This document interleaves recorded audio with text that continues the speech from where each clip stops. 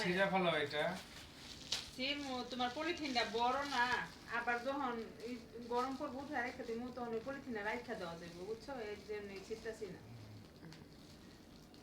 বড় আছে পলিথিনটা।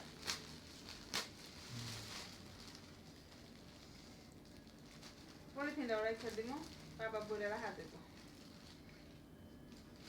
কম্বল বাসায় ধুইতে কষ্ট, সেজন্য ওয়াশ করতে দিছিলাম,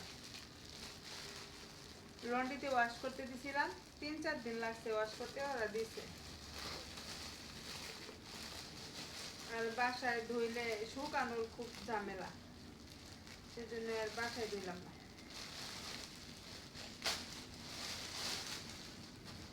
দেখি কেমন ধুয়ে দেয়। লন্ড্রি থেকে প্রথম আমরা কম্বল মনে ওয়াশ করলাম দোকানে, নাটু শোভা এমনি বাসায় ধোয়া হয়।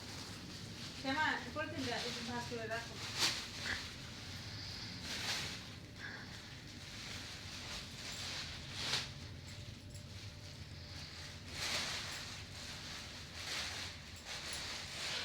পরিষ্কার হয়েছে ভালোই না?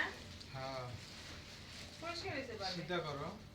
এখন তো তাহলে ই করবো, লন্ড্রিতে দিয়া দিব ধুইতে, কি কও? হ্যাঁ নিজেরা কষ্ট না কইরা। শ্যাম্পুর গন্ধ আসছে না?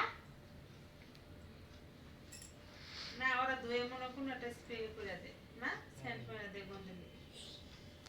ভাবিস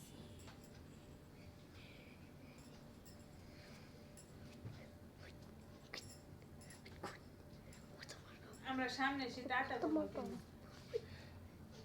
ডবল। হ্যাঁ